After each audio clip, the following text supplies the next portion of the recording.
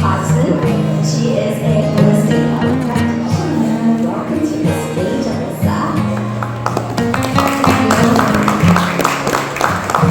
Hello, everybody. I want to start off by saying what an honor and privilege it is to be here and share with you guys. It's just a coming to fruition for me of like an unnamed promise that I didn't even know God had given me like years before. And so thank you for your time and your energy, and I'm just really excited to get started. What I would like to start with is acknowledging the connection between everything we're hearing, right? That it's all connected. Whether we're talking about the physical body or the energetic and spiritual body. And I think it goes without saying that we have all experienced unpleasant things when it comes to the medical world. Perhaps not everybody, but I think many of us have. I have. And someone earlier yesterday mentioned the mistrust involved with knowing what's true, what's right, what's good, what should I choose, what should I not choose, what should I avoid, and it can feel very overwhelming. And so I want you to know that as I've prepared for this event, I realize that we have a variety of backgrounds and experiences. We have a variety of people. We have practitioners, and we have parents, and we have individuals with Down syndrome. And my hope is to be able to connect with all of you and share something with you that's meaningful to everyone. And my goal is always to elevate a person's understanding of a given topic and empower you with knowledge. So I will always assume your competence, okay? So we're about to get into some science and technical stuff. That's where my passion is. And I want to do that so that you feel empowered. If science isn't your thing, I get it, like that's okay. But at the same time, I think we've been told to sit down and be quiet and to just trust someone else with the science.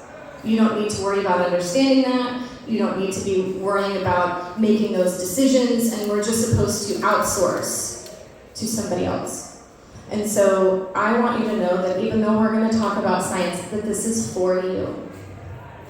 I want to invite you into the mindset that no matter what your background is, no matter what your passions are, that you are capable, and I'm going to speak to you in that way. At the same time, I don't want to speak over your head, so I'm going to do my best to be a really great ambassador and make things simple to understand. So before we start, though, I want to reveal that there's a scientist in everyone here. So show of hands, be interactive with me. Raise your hand if you've ever looked at something and wondered, how does that work? Or why does that happen? Good, everybody. How many of us ladies, the hairdryer quit working in the middle of using it, right? And then you say, oh, I wonder why that happened. And then we go test some things. Was it a breaker? Do I just need to reset the outlet? Was it the hairdryer? Do I need to buy a new hairdryer, right? That is all an example of you using the scientific method, okay? You made an observation, you formed a hypothesis, and you tested it, okay? So there are no prerequisites for any of us to be able to use the scientific method, okay? It is for you. So, now that we're all on the same page and that you know that this is for you, let me introduce myself. I have a bachelor's of science in molecular biology and a minor in chemistry. But my real passion is my family, my children. They were a real driving factor in taking ownership of the health decisions that we are making for them. My husband is here. His name is Corey. He has a dark sense of humor that keeps us all laughing. My daughter McKinley is 9, and she wanted me to tell you that she loves nature. Hunter is 5 and has trisomy 21, and he is obsessed with Disney cars. I wake up every morning and will ask to watch Cars. Hudson is 2.5, and he's our little bulldozer. He will just scream his way or physically bulldoze his way into anything. My love for science and health helped me earn a Bachelor of Science in Molecular Biology with a minor in chemistry. story, my initial plan was to attend medical school, but I knew that early on that was not conducive to the type of family life that I wanted to live. I worked in a laboratory for nearly a decade as an analytical chemist. I was like a real life nerd that like put on safety glasses and lab coat. And so there's a lot that I'm going to show you today that when I learned about it, it immediately made sense, like immediately. And I hope that for many of you out there, if you've never heard of targeted nutritional intervention, that you get that same kind of aha moment. And if not, that's okay too. We're at all in different parts of our journey. When Hunter was born, we had no idea that he had Down syndrome. He was born at home birth, it was beautiful. We had 4 days of newborn bliss, and we went for his newborn checkup. And our family doctor noticed signs of a congenital heart defect. And we had some very stressful panicked moments of her saying we need to go to the ER, and long story short, we were in the NICU for 4 days with no one mentioning anything about Down syndrome, and insisting that we had an infection of some sort because he was born at home, so we were dirty and contaminated. They put us like in this isolation room, which actually was like a suite because we had our own bed and bathroom, so it worked out for us. But we were there for 4 days, and they kept insisting that it was not his heart. So we finally convinced them on a Friday to please do an echo, and they found a congenital heart defect. It was a complete AV canal defect that would require open heart surgery by the time he was 3 months old. And so at that point, after we got the heart defect diagnosis, then the doctor started suggesting that, well, perhaps he has Down syndrome. And I so connected with so many stories about how the narrative went from, oh look, he has your eyes, Alyssa, they kind of slant up, and oh, Corey, his feet look like yours, to, well, actually, you see his eyes that might be, almond-shaped eyes, like a person with Down syndrome, or, the toe gap. And so we lived in limbo for 2 months. We didn't get an official diagnosis and confirmation through karyotype until 2 months later. We needed to fire our first cardiologist, and that's a whole nother story. We found an amazing one.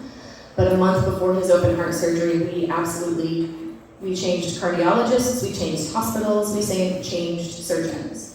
It was the best decision that we ever made, and I'm thankful to God that He led us to that path.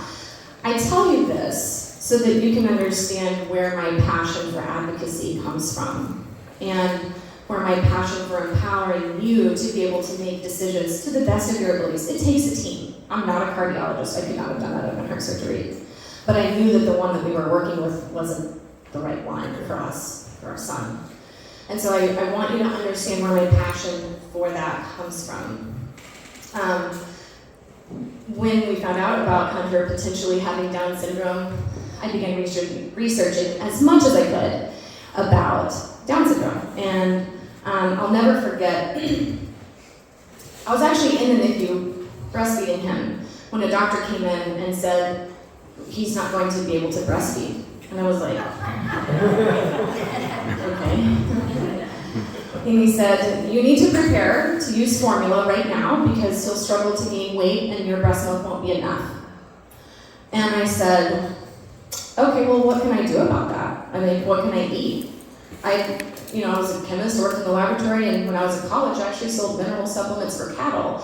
Those cattle were milk cows, and I can promise you those dairy farmers are optimizing the nutrition for that milk cow to produce high-quality milk. So I'm asking this, very educated NICU doctor. He says, oh, there's nothing you can do for that. It won't matter. There's nothing you can do to change your milk composition. There's nothing you can do. You just need to prepare for formula.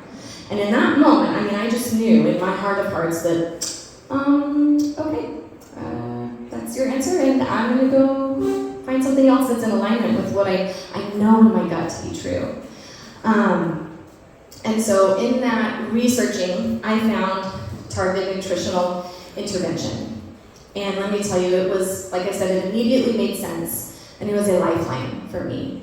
And I know you all know it's like trying to drink water through a fire hydrant when you get the diagnosis, or if you get other health challenges that go along with that.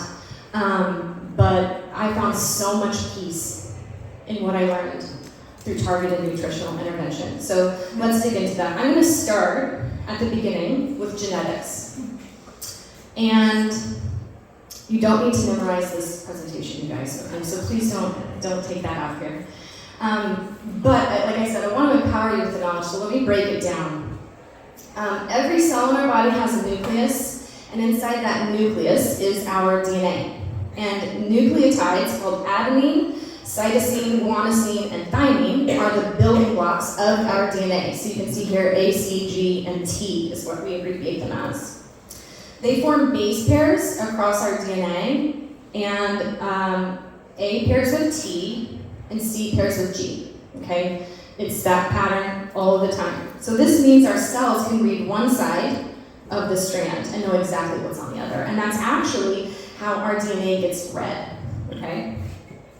Only one strand of the DNA gets read when our body is using our DNA, right? It's the blueprint for life. So if the base pairs are the alphabet of our DNA, then genes are the words, okay? So we're building. A gene is a specific section of base pairs that code for a particular protein. So proteins perform various functions in the body. They do so much more than build your muscles, okay? They're involved in your cell membranes. They form enzymes. And just like words in the English language, genes can come in different sizes and numbers of base pairs. And just like words, genes have different meanings, right? They influence different bodily functions, okay? Now, if we were to stretch out the DNA from just one single cell, it would be about 6 feet long, just one cell, okay? A low estimate for the number of cells in the average human body is 10 trillion. It's a low estimate, meaning we have roughly 60 trillion feet of DNA on the low end, okay? That's remarkable. DNA is coiled around histones, which are actually little proteins. Guess where those come from? Your DNA. Your DNA has to tell your body to make histones, okay? They're coiled around histones to form a chromosome. So a chromosome is what we're all familiar with seeing, right, on that karyotype. That is when it's coiled around those histones, okay? And it's only visible during cell division. And so if nucleotides are the letters and genes are the words, then a chromosome is a chapter, okay? And our entire collection of chromosomes is the book of life in our body, in every cell. Isn't that amazing? So how do we read the book? It needs to be translated. So DNA is transcribed into messenger RNA, and that gets taken off to a little machine in your cells called a ribosome, and it transcribes the mRNA into a protein, okay? So it brings in amino acids, which are the building blocks of proteins, okay? So let's move on. I want to ask for questions, like make sure I'm not leaving anybody behind. I come from a long line of educators, and so it's in my blood to try to teach and empower with knowledge. So here are some visual examples of what I'm talking about, right? Because that previous slide was a lot of words. Okay, so over here on the left, we have a nucleotide, an example of what nucleotide base pairs look like. And you can picture this little snippet here as a gene, right? It's just one little section. So that's one gene on an entire chromosome. In the middle, we have DNA wrapping itself around these little blue histones, like little beads. The protein actually folds up and actually takes a shape, right? And on the right, let me orient you to what's happening. This is what gene expression looks like at the molecular level, okay? So this purple strand here is the DNA strand. And this yellow and orange glob is an enzyme, okay? It's called RNA polymerase. And what it's doing is it's unzipping the DNA strand. Now you can't really see it because it zips it back together before it goes on, right? But it unzips it and it creates an mRNA strand. That's the little red strand off to the left, okay? That little red strand is going to go off to a ribosome and create proteins that are going to go off and do work in the body, okay? The reason I want you to understand this, we're building, okay, because this is the foundation, right? This if you don't understand the why, you're not connected to the what, right? For anything. If you don't understand why neurodevelopmental patterns matter, then you're not connected to the therapy. Well, why should I do that? Speak to spell. Spell to communicate, right? If you don't understand the why, then you're not connected to the what. So this is what we're doing here, is we're building that foundation. So typically, humans have 46 chromosomes that come in pairs. We all know that our loved ones get an extra copy of the 21st chromosome. But if you take into consideration what we've just learned and established, that extra chromosome can actually lead to genetic overexpression, okay? So if a gene is creating proteins that go off and do work, and our body's constantly seeking homeostasis, it's constantly seeking balance, okay? And if we have an extra chromosome with extra genes being used, we're getting extra proteins. And that leads to biochemical chaos, okay? And metabolic chaos. And this affects the biochemistry of every individual with Down syndrome. Every individual. Same as people diagnosed with diabetes. Every individual with diabetes type 1 will require insulin, right? Everyone. Because of their unique biochemistry, okay? So our loved ones have unique needs. And it affects every cell, organ, and tissue in the body, okay? So what are the effects of this genetic overexpression? Well, what does it look like? It looks like the many signs and symptoms that were noticed by Dr. John Langdon Down when he classified it as a syndrome. That's what he did. He looked at these symptoms, right? And we can see them visually too. But those are the effects of genetic overexpression. And you can see this list: narrow airway and ear canals, issues with immune function, digestive system function, low muscle tone, and there's some pretty serious ones here on the bottom. And I don't know a single parent that wouldn't want to mitigate those risks, right? For any of our children. I think as a parent, for all of my kids, thinking about, like Jane spoke about, use your energy for growing, not detoxifying, right? It was so good. I love the way she said that. And so how can we optimize the energy system of the body? So I know it goes without saying, but I'm going to say it anyway. Our children and loved ones with Down syndrome are not Down syndrome. They're not trisomy 21. They have trisomy 21. It does not define them. And keeping this truth in mind can help us navigate the details of what it means to have an extra chromosome, and what we can do to mitigate these extra health risks, right? And we are able to mitigate these. So that leads us to the study of epigenetics. Okay? Am I too heavy for you guys? Are you following? Is this good? Okay, good. All right, so epigenetics is how the environment influences genetic expression. And this is kind of a new and emerging field of research. I mean, it's been around for decades. It's finally starting to make it into clinical practice. Okay? It's not as like woo-woo to say that leaky gut exists. What is leaky gut? What is it caused by? Well, all of our genes, we have them, but they're not always turned on, okay? They can be turned on and being read and replicated and creating proteins that go to work, or they can be turned off. And all of us are familiar with this as it relates to common things like aging, right? When is your hair gonna turn gray? I don't know, it depends on when your genes turn on or off. That's what that looks like, okay? But the amazing thing is what we're learning is that we have far more influence over our genetic expression. Now, you have what you have, right? Your genes that you are born with are what you have, but you can influence the way they are used. And that is really a powerful truth for every person in this room, not just our loved ones with Down syndrome. Every single one of you. This principle applies to you. Okay, so let me get back to my notes. I'm going off on So how are some of the ways that genetic expression is influenced?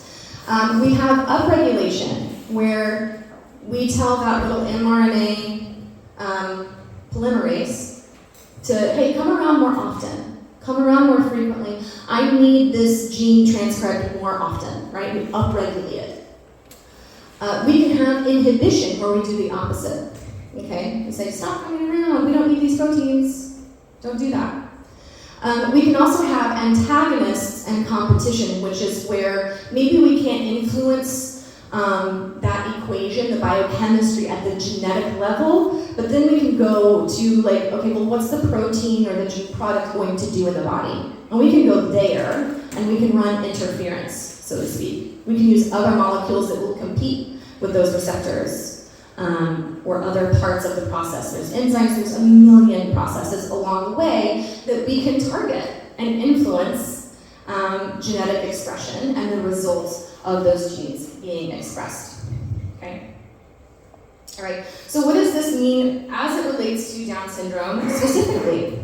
Well, these are some of the genes on the 21st chromosome called the T21 critical region. Only certain genes actually on the 21st chromosome are expressed. Not all of the genes on that extra copy are expressed. I think that's so interesting. So in this region, we have some genes, okay? And they are overexpressed, and they cause some of the things we've already talked about in our conference. Yes. Oh, okay, there we go. Okay, yeah. Okay, you good? You getting pictures? Okay. So this is not an exhaustive list of the genes on the T21 critical region, okay? It is not an exhaustive list of everything that we are able to target with targeted nutritional intervention, but it is some of the main ones. So, but some of the things that we've already heard mentioned, like oxidative stress, okay? That is a direct result of this gene called SOD, stands for superoxide dismutase. Now, for people with 46 chromosomes, this gene is actually an antioxidant gene, okay? But what it leads to when you have an overexpression of this gene is it leads to an overproduction of hydrogen peroxide, okay? And when we have excess hydrogen peroxide in our cells, that actually damages our tissues, right? I think we've all heard the general advice, like not to put hydrogen peroxide on a wound anymore because it'll damage the healthy cells along with, trying to clean it out. Like, same exact principle, okay? Except that it's happening inside the cell, okay?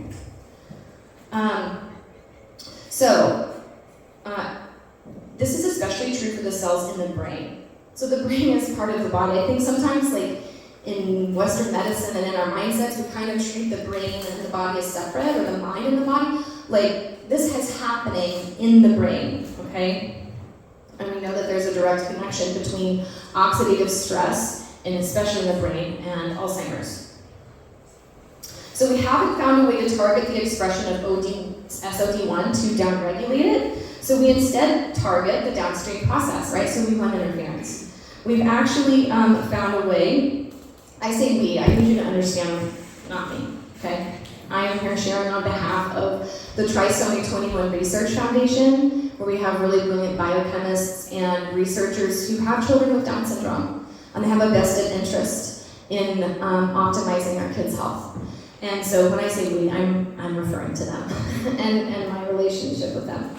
But we use a compound called PQQ and selenium, or just a couple of them, that we're able to upregulate the production of glutathione peroxidase and catalase, which break down the excess hydrogen peroxide. So we can't stop the gene from creating extra SOD and extra hydrogen peroxide, but we can upregulate the gene that produces the molecules that break down the hydrogen peroxide, okay? So we are restoring that biochemical homeostasis,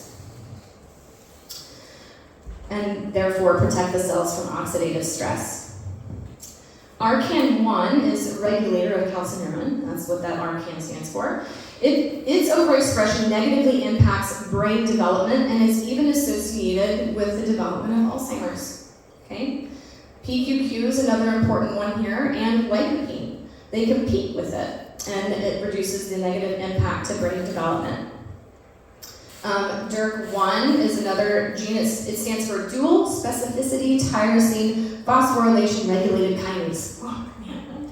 Biology nomenclature gets really long sometimes. Like I said, you don't have to memorize this, you guys. This overexpression negatively impacts cell cycle control. Okay, so our cells have a life cycle. They replicate, they grow, they mature, and then they replicate again. But what happens if the cell isn't mature enough before it replicates? Okay, that affects biological processes. It affects brain development, even craniofacial structure. So like we talked about, like the narrower airways, narrower ear canals, and these have health risks associated with them. We all know that, right? Sleep studies, and is their airway safe, and can they breathe, and this tiniest little bit of mucus is, it's different, it's a bigger deal, right? So these things they impact daily life in a very practical way. And we use EGCG from green tea. It's a compound. EGCG is a compound from green tea to help inhibit that one. And then microRNA 155, this is kind of interesting. And I won't get too deep into the details, but this is a non-coding RNA. It's a little different from a gene. But what it does is it affects gene transcription and translation. And it leads to, it doesn't actually lead to the production of amino acids. It just modulates the translation and alters genetic expression itself.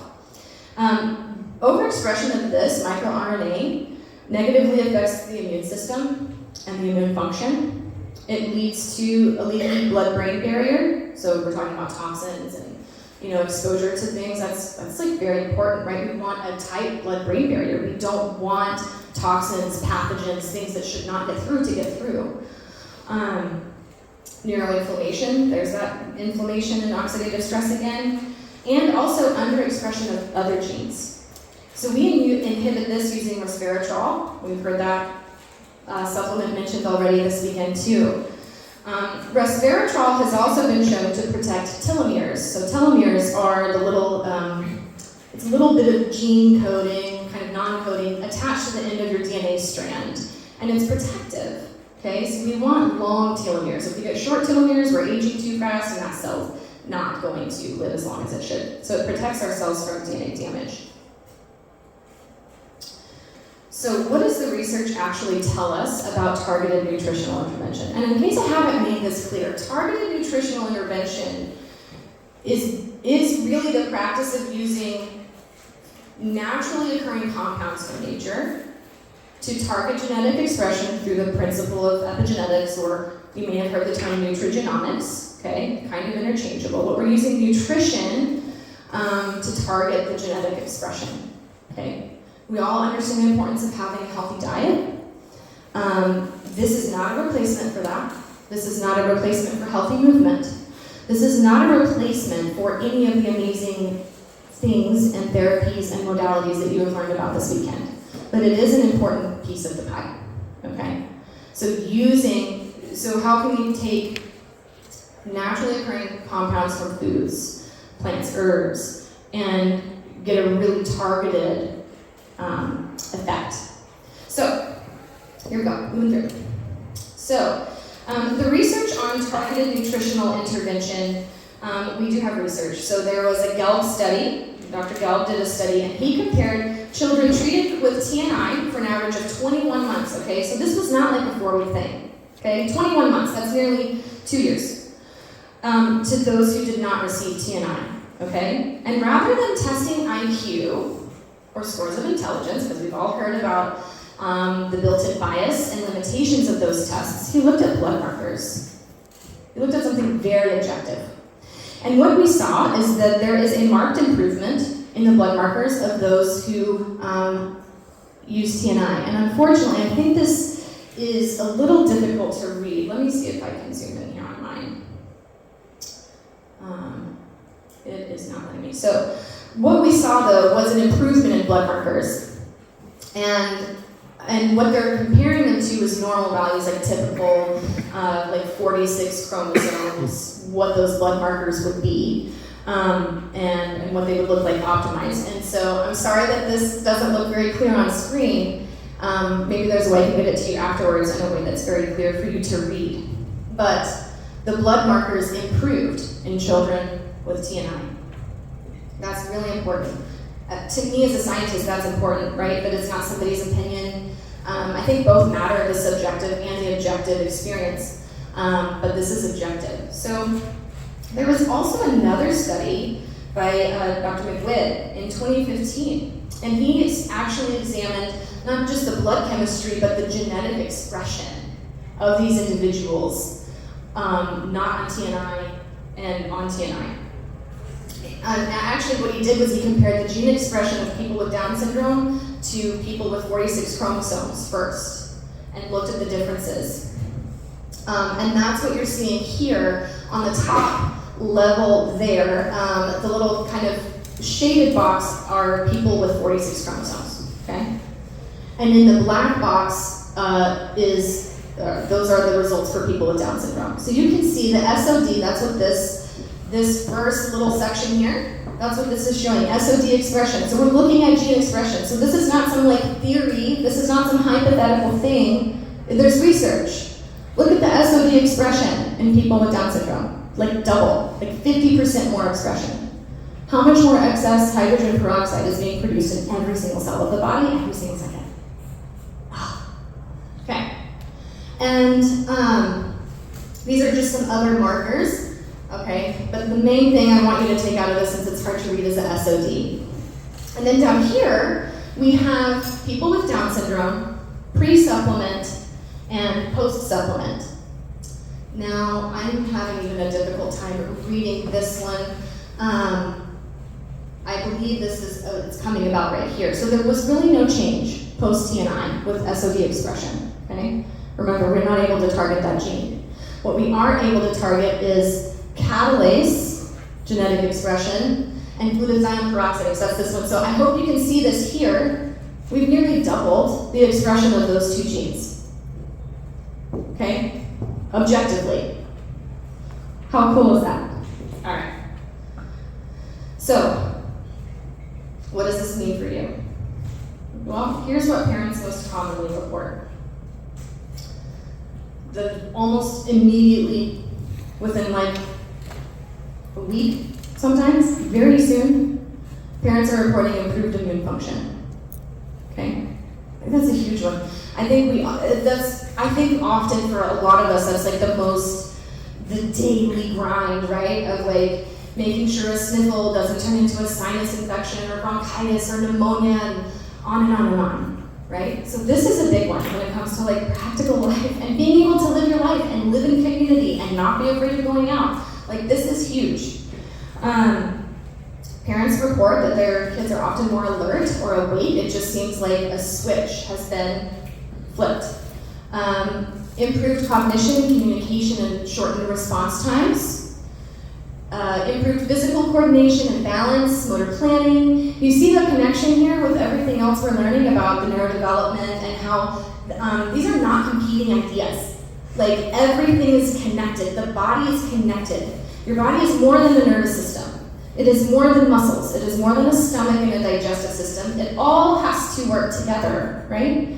And so when we can restore the biochemical balance, the nervous system can do what it's supposed to do. The muscles can do what they're supposed to do, right? Okay, so many parents report that even teachers and therapists who have no connection with the protocol will report improvement when parents make additions or start the protocol, okay? Whether the therapist has knowledge of the protocol or not. I can't tell you how many times I've heard that. I've seen it in my own kid. And I'm getting short on time, so I'm going to keep moving before I tell you just personal stories, because I can do that all day. All right, so the practical application. What does this really mean? Okay, well, we had some questions yesterday about sleep. And we talked a little bit about the lymphatic system. And so the Trisomy 21 Research Foundation actually has a lymphatic detox. So this is crazy to me. The lymphatic system wasn't even discovered until 2013. Like what? We're still making discoveries. So the lymphatic system is like the lymphatic system of your brain. So our lymphatic system in our body is a passive pump. There's no pump, right? It's a passive vessel system that runs alongside your blood vessels. And your movement and your blood pressure is what helps move the lymph. It's very important for the immune system and detoxification. Well, we have the same thing in our brain. It's called the lymphatic system, okay? It's only active at night during N3 sleep, which is the stage right before REM, okay? So sleep patterns matter. How well your child sleeps matter. If you're not sleeping well, your brain is not detoxifying, okay? Your brain is not properly oxygenating. What do those neurons need to build connections? What does every cell in your body need to function? Oxygen, okay? So the way you sleep really, really matters. And we know that in people with Down syndrome, the lymphatic system is impaired, okay? We also know that medical procedures, anesthesia, exposure to heavy metals like aluminum also negatively impact the lymphatic system and increase the burden to it. Remember the slide about having a leaky blood-brain barrier, right? That leads to increased risk and exposure as well. So it's really important that we have the lymphatic system functioning properly, promoting healthy sleep, promoting healthy detoxification. And especially for people who are older, we recommend that you start this protocol with the lymphatic detox. It's really important to lower that toxic burden before you start trying to like break the rust off of the biochemical system, so to speak. All right, so these are the ingredients used in the lymphatic detox. Some of them we've talked about, but cetriglutathione, alpha-lipoic acid is a very important nutrient for helping to remove heavy metals from the brain. Vitamin C is a very important antioxidant, anti-inflammatory. Lycopene, we know its role in Down syndrome, also great for the lymphatic system. Fruit flavonoids like blueberry and raspberry, essential fatty acids like omegas, and melatonin. Now, what you may not realize is melatonin is not just connected with your sleep cycle. It doesn't just help you sleep. It is a very, very potent anti-inflammatory. It acts as an antioxidant in your body. And only a small portion is created by the pineal gland as it relates to your circadian rhythm and sleep. The majority of melatonin is actually created in the gut, okay?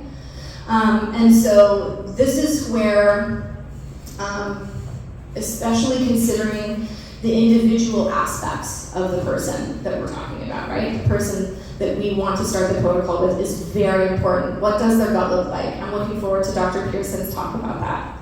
What is gut health? How do we optimize that? That plays a really big role in production of melatonin. So anyway, this is a really important step. And for those that have had medical procedures, surgeries, vaccinations, anything, illness, dental procedures, anything like that, we recommend like a regular detox for all of our friends with Down syndrome. So this is the core protocol. Now, okay, just be honest, how many of you see this list and are like, okay, that's too many? Or you feel overwhelmed? Yes? Raise your hand, be honest. I felt that way when I saw it, even with my background. Okay, so you don't feel embarrassed. But that's why I took the time to take you through the science, through the genes, through the genetic expression, through the overexpression, through how we can manipulate it or target it to optimize it. Because if you don't have the why, then this is like, nope, not for me, thank you, moving on, what's easier, okay? This has been a lifeline for me, and I'm telling you, I've seen the benefit in my own child and so many others, countless others. So here are some examples of these products. Now we have 3 different versions of the Nutritional powder, okay? And it's the same nutrient content, but they come in different forms for the convenience of the user, okay? So we have capsules. My 5-year-old knows how to swallow capsules, okay? So much easier. You don't have to taste it, you don't have to fight it. There's also a powder and a microencapsulated powder. So the microencapsulated powder is coated to help reduce the flavor, okay? Some people like it, some people still prefer the powder. I started Hunter on the Nutritional powder the day he was discharged from his open heart surgery. He was 3.5 to 4 months old. And he has been on Nutritional and the TNI protocol since. We worked up to a full protocol over about several months period. So let's talk about that. There's also, let's see, some of the others here. The polyphenol support, we have it with and without the green tea extract for convenience. We have digestive enzymes. Again, making sure that our body is digesting food appropriately is really important. Curcumin, very, very important, anti-inflammatory. And all of these, I put a little snippet about the gene regulation and what they influence, okay? So, you're thinking, okay, but like, how do I start that? You start one step at a time, right? Just one step. Previous slides said you climb a mountain one step at a time. Do not, first of all, again, do not feel like you have to memorize this information, okay? You don't need to memorize it. You need to be connected to the why, and you need to know where to go to be reminded and learn more. And I have a slide for that coming up, I promise, on the resources page. So you start one step at a time. You can go to the trisomy 21 research.org. Okay, that website has lessons on all of this that go into far greater detail with links to the research. Okay? So these lessons are written with parents in mind, but they're absolutely appropriate for practitioners. If you have a doctor or a specialist, someone that you have a good working relationship with, you want to share this information with, give them the website. Let them go read the lessons and read through it, okay? We also have a really handy calculator. So all of this dosing is based on weight, not your child's age. So it is very individualized, okay? And we have a parent volunteer that created a calculator online to make calculating that dose as easy as possible. This is an area that I see a lot of parents get overwhelmed and tripped up in. They're ready to start the protocol, they buy it, they're ready to do it, and they're like, how do I measure? Okay, we have a lot of support and resources that make it very easy. You don't have to do it alone. Also, begin with one supplement at a time. Okay, the last thing you want to do is start a lot of things. You have to put on your scientist hat, right? When we're doing an experiment, we make one change, one variable. We control everything else. So you start one supplement at a time, at 1/4 of a dose, or even a sprinkle. Okay, some people there's a lot of change happening in the body when we give them these tools. Okay, so some people need a sprinkle. Don't even worry about measuring it. And then you gradually increase to the full dose. So, where do you go from here? Nutritional is a great resource, you guys. If you call Nutritional and ask them, they will send you a packet of information with the research that they have behind Nutritional, the polyphenol, the curcumin. It's amazing. That's what I did when we started, and I took it to every specialist, every doctor's appointment. We were in the cardiologist, oh my gosh, so often. We went to the audiologist. You guys know. I was able to take this in, and even with my science background, I didn't have to be the expert. It was so nice. Okay, so Nutritional is a really great resource. They've also provided a discount code in your bags, okay? And it's pretty generous. I think it's a 20% discount, I think is what it was. And so take advantage of that. It's exclusive to you guys for attending this conference. Also, you guys need to know they send free samples of these, okay? All of these.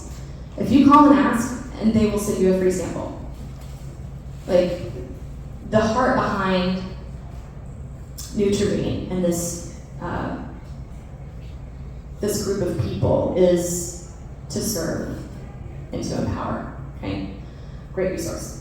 The TNI Beginners Group on Facebook. So we've created an online community for parents to be able to come and ask questions and find support and get help and not do it alone. There are, I think last time we looked, over 8,000 members from around the world, okay? And it is a really special place. Like I said, when I was in those early days of trying to learn and not at all pleased or satisfied with what the medical community was telling me, it was amazing to be able to connect with people that I felt like, oh, you're my people. You're my people too, okay? So the Facebook group is a great option.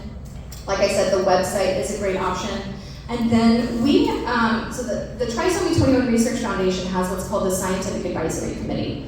And there are Scientific Advisory Committee approved practitioners, so people who are familiar with Down syndrome biochemistry, because it is unique, right? There are blood chemistry differences. All of these practitioners listed here, we are familiar with the TNI protocol and Down syndrome biochemistry. All of us are a little bit unique. We have a homeopath, we have a naturopath, we have a couple of naturopaths. I'm a holistic health practitioner, and we all work with people on an individualized basis. So the TNI protocol is foundational, but it is, like I said, it's a piece of the puzzle. It doesn't negate the need for individualized care or support for each individual, okay?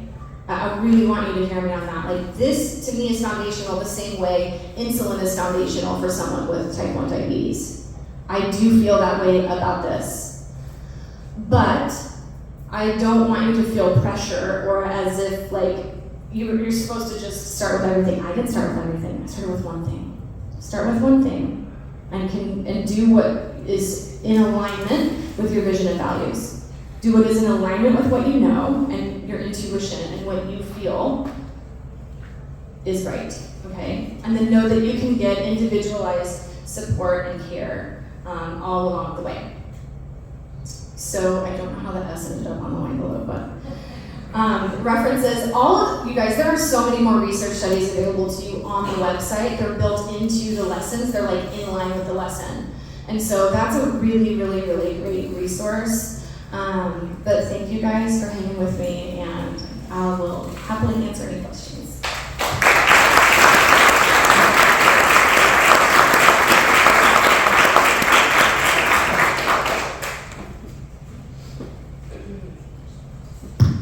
Hi, so you talked about the lymphatic system detox before starting the nutrition, right? Yes. So what does that look like? Because you had on your PowerPoint several options, maybe? Yes. So let me go back to that slide. That's a great question. So what does this look like? So these are the ingredients that you would want to have on hand. And we recommend that, and you would use the TNI calculator. So you don't have, I didn't list the dosages here because it's kind of like, nobody needs to memorize it, write it down. Go to the calculator. And, at nighttime, before bed, you mix these ingredients together. So what are some of the practical ways to like actually help your child take these vitamins? For Hunter, as an infant, we used a syringe with breast milk or water with a little bit of the Nutritional, the powders. As he got older, we transitioned to something more like mango juice, something like citrus or tropical was really good for him. Applesauce is what we use now. Again, teaching him to swallow capsules has been really helpful. We do not recommend that you try to mix these vitamins or powders into food. We have enough issues already with like, please eat your whole meal. Like, please, like, we don't want the pressure of like, oh, now your meal's not only tied to like a meal, but also your vitamins. Like, that's too much. So a little bit of applesauce. Your daughter's 4, right? So if she's okay with that type of texture, find something that works for her. There's parents in our groups, they do all sorts of things. You gotta find what works for your kid. Some mix it with honey, some mix it with jam, some mix it with applesauce, yogurt, pudding, like you name it, okay? It's been done, and there's a lot of options, but you would just give it before bedtime. For how long? So starting out, the very first time you do it, we recommend 1 to 2 weeks. And again, this is like where you let your child guide you. Like you as the parent, you're her expert, not me, right? So my job, our job is to empower you with kind of like the guidelines, and then you determine, is it 1 week, 2 weeks? Has she had surgery? Has she had vaccinations? For Hunter, he's vaccine free, but he did have open heart surgery at 3.5 months old. And so when he was about 2, I finally gathered up the gumption and bought the supplements, and I did this detox for him for the first time when he was about 2 years old. And we saw a real explosion right after that. But for him, I was just able to do it for, I think I did it for 2 full weeks just because he had never had it done. And we knew he had the surgery. So the greater the interventions, usually, we would recommend the 2 weeks. And then 1 night a month, 1 night a week, sometimes 1 night a month. So, yes? So, saturated glutathione, how is that different from regular glutathione? That's a great question. The difference is in the molecule itself. So when we take a supplement, it has to go through our digestive system and then make it into our bloodstream and then make it to where we want it to do work, right? So we want the glutathione to be actually making it into the brain through the blood-brain barrier. And what happens is it can get either destroyed in the stomach acid or tagged in the bloodstream and basically said, like, marked as irrelevant and unusable. So this is a patented form of glutathione, like proven to be well absorbed and make it where we need it to go. Are they on the website?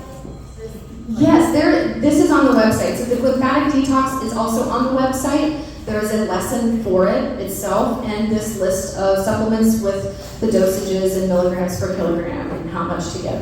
So like what type of vitamin C, like are there brands and all listed? If you want to join the Facebook group, we have several leaders that have trusted brands. What we look for in a brand is something that's third party tested. We don't have strict you have to use only this brand.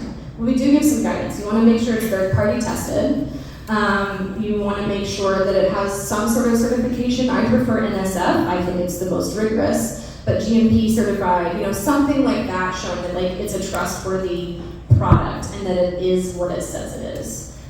And is there something that'll state if you busted open if I am not doing a capsule, if you want to? Oh yes. Okay. So if your child is not is kind of in between capsule sizes, right? So let's say they're supposed to get half a capsule. Absolutely. You open the capsule, you open it, you dump out half the powder, and you close the capsule back. Or keep, preparing as you go. And how did you get your son to start swallowing capsules? It took about 3 days. Great question. This is what we get a lot. I was honestly really nervous about it. And I saw other people doing it. Sarah sitting here taught her daughter how to do it. And I was like, okay, I can teach Hunter how to do this. So he's been doing it for almost a year now. So he's actually 4. When I taught him, and it was just explaining it to him and modeling it for him, and then giving him a chance to practice. Of course, the first time I tried to help him swallow a capsule, what do you think he did? He chewed it. He chewed it, and then he got the powder in his mouth. He was like, I don't like it. I'm like, quick, drink the water. Here, have some applesauce. It's like anything we do in life. It's like let them face a challenge, right? And it didn't mean that wasn't a good thing for him to learn, or that I shouldn't teach him, or that he wasn't ready. He just needed the repetition. And seriously, less than 2 to 3 days of me trying once a day. This was not every time I gave supplements. And it was just, I would swallow it, and I would explain what to do, and he would swallow it. And I found that it was actually helpful for him to have a thicker liquid than water. Water was too much to manage the capsule and the liquid itself.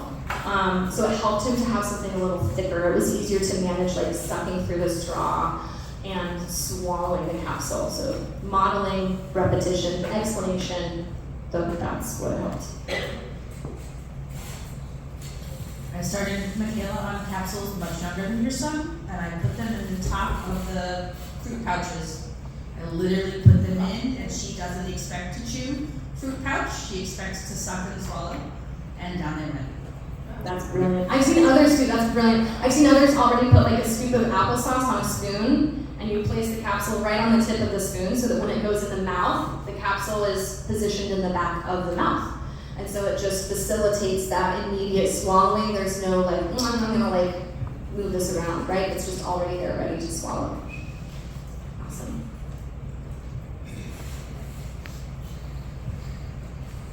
So it seems like the glymphatic detox might be helpful for anybody who maybe has not had great sleep and something like that.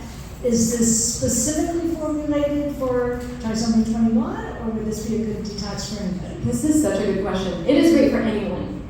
So it is not specifically for, it is designed with our friends with Down syndrome in mind, but it is safe and effective for anyone, no matter how many chromosomes you have. And in fact, we do recommend it. In my own practice, I recommend this exact detox with the calculator and everything. I'm like, here, go here. I know it says trisomy 21 research, but it's okay. You can use this calculator and calculate your own dose. And we have stories of parents and families in our TNI group having exposure to hazardous chemicals and suffering with neurological issues, doing this exact detox and facilitating healing.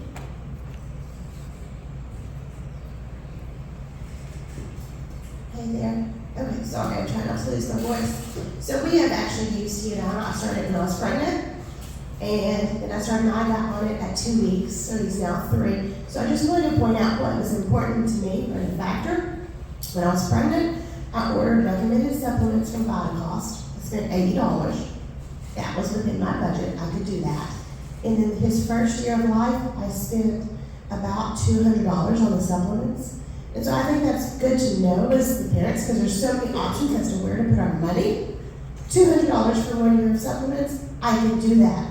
That was within my budget, and I still feel like it was a good value.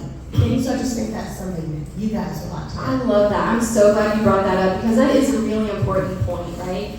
And I mentioned it, but thank you, because you start where you can, right? And do what makes sense, do what's within your power. Also, you should know you can use your HSA account or flex spending account often to purchase supplements. Every account is kind of different with their rules, but we use our HSA to purchase these supplements, so it's tax-free and yeah, really great. This is more for older, young adults and so forth that are not living at home anymore. You know, we have the Find My Friend app. I know where she is, but did she take her damn vitamins today? So we haven't really figured out. I'm going to throw her under the bus. So is there anything, it's even like maybe you have an older adult or someone in the room that can share, like, how can you know, she's responsible and accountable, but are there ways to be able to do that besides texting, hey, take vitamins today? You know, I wish there was a Find My Vitamin. I want to see that, you know, thing like that. Any tips or tricks or something like that? I do know that there is, now I don't know a lot about this. I don't know the name of it. I know enough to be dangerous, but I have heard of a supplement dispensing device that's connected to an app that can help with reminders and being able to check in and see was it open, was it taken, things like that. But I am absolutely open to hearing from anyone here with older adults or that can speak to that. My son still is at home. He's 19 and we started with Nutritional when he was 9 months old.